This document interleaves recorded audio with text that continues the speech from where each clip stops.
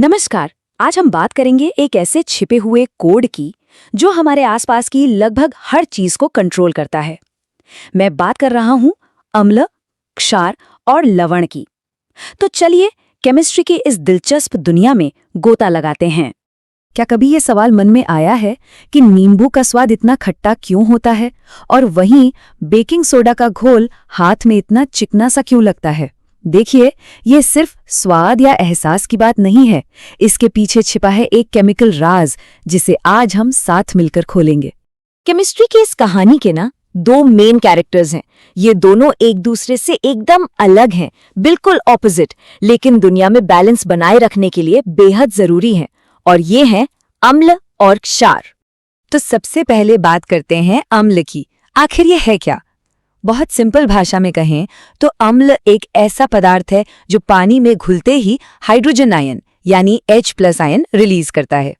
और जानते हैं, यही H+ आयन है जो इसे इसका वो खास खट्टापन और दूसरी प्रॉपर्टीज देता है।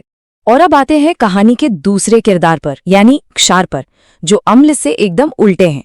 ये पानी में घुलकर हाइड्रोक्साइड आयन यानी OH- आयन बनाते हैं। या एक मजेदार बात और है, जो क्षार पानी में आराम से घुल जाते हैं उन्हें एक खास नाम दिया गया है, एल्कली। जैसा मैंने कहा, इनके गुण भी एक दूसरे से बिल्कुल अलग हैं। अम्ल का स्वाद खट्टा होता है और ये नीले लिटमस पेपर को लाल रंग में बदल देते हैं।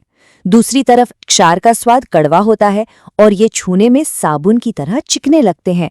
और हाँ, ये लाल लिटमस को वापस नीला कर देते हैं। लेकिन जाहिर सी बात है, हम हर चीज को चक्कर तो नहीं देख सकते हैं ना, वो काफी खतरनाक हो सकता है। तो फिर पता कैसे लगाया जाए? यहीं पर एंट्री होती है सूचकों की, जिन्हें हम इंडिकेटर्स भी कहते हैं। इन्हें आप केमिस्ट्री की दुनिया का जासूस भी मान सकते हैं। तो चलिए मिलते हैं कुछ आम जासूसों से। सबसे कॉमन है लिटमस, जो एसिड में लाल और बेस में नीला हो जाता है। फिर है मिथाइल ऑरेंज, जो एसिड में तो लाल ही रहता है पर बेस में मिलकर पीला हो जाता है। और एक मेरा पर्सनल फेवरेट है फिनोल्फ्थेलीन।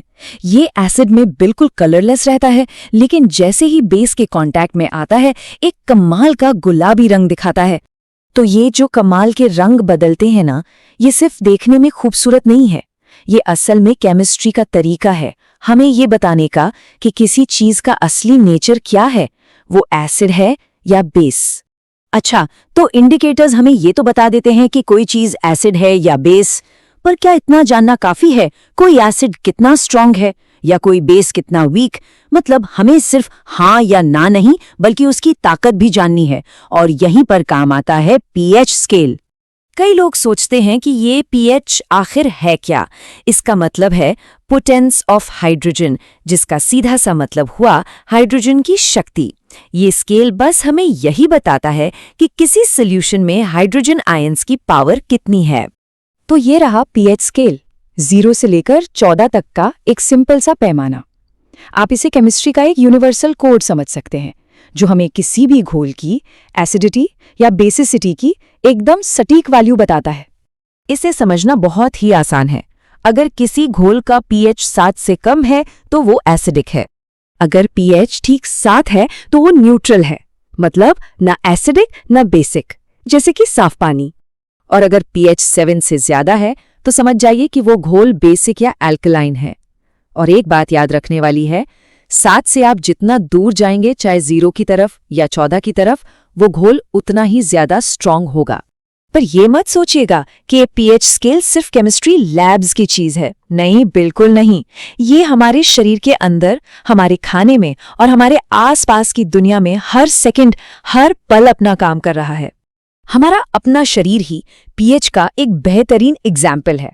हमारे पेट में खाना पचाने के लिए बहुत ही स्ट्रॉन्ग हाइड्रोक्लोरिक एसिड होता है। और जब कभी एसिडिटी बढ़ जाती है तो हम क्या लेते हैं? एंटासिड, जो कि एक हल्का बेस होता है और वो उस ज्यादा एसिड को न्यूट्रलाइज कर देता है। सिर्फ इतना ही नहीं, हमारे दांतों की सड़न भी तब शुरू होती है जब मुंह का pH 5.5 से नीचे चला जाता है। और ये pH का बैलेंस सिर्फ हमारे शरीर के लिए ही नहीं, बल्कि हमारे पर्यावरण के लिए भी उतना ही जरूरी है। जब पोल्यूशन की वजह से बारिश के पानी का pH 5.6 से कम हो जाता है तो उसे हम कहते हैं एसिड रेन।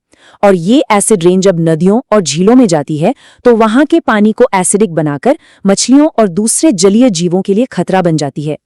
तो अब एक बड़ा सवाल आता है कि क्या होता है जब ये दो ऑपोजिट ताकतें यानी एसिड और बेस आपस में टकराती हैं? तब होती है केमिस्ट्री की सबसे जरूरी रिएक्शंस में से एक। इस रिएक्शन को कहते हैं न्यूट्रलाइजेशन या उदासीनीकरण।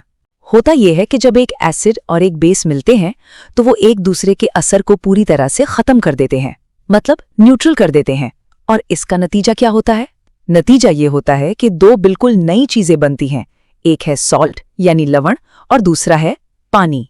ये केमिस्ट्री के सबसे फंडामेंटल रूल्स में से एक है। और मजे की बात यह है कि इस न्यूट्रलाइजेशन रिएक्शन से बनने वाले प्रोडक्ट्स को हम हर रोज इस्तेमाल करते हैं, शायद बिना ये जाने कि वो है क्या। हमारा खाने वाला कॉमन सॉल्ट, केक में इस्तेमाल होने वाला बेकिंग सोडा और कपड़े धोने वाला वॉशिंग सोडा, ये सब असल में सॉल्ट्स ही हैं। तो देखा आपने, एसिड, बेस और सॉल्ट ये सिर्फ केमिस्ट्री की किताबों के शब्द नहीं हैं। ये तो एक इनविजिबल कोड है जो नींबू के स्वाद से लेकर हमारे शरीर के बैलेंस तक सब कुछ चला रहा है। तो अब जब ये कोड समझ आ गया है तो सोचिए, अगली बार जब आप अपने आसपास की दुनिया को देखेंगे तो किस चीज को एक अलग नजर से देखेंगे।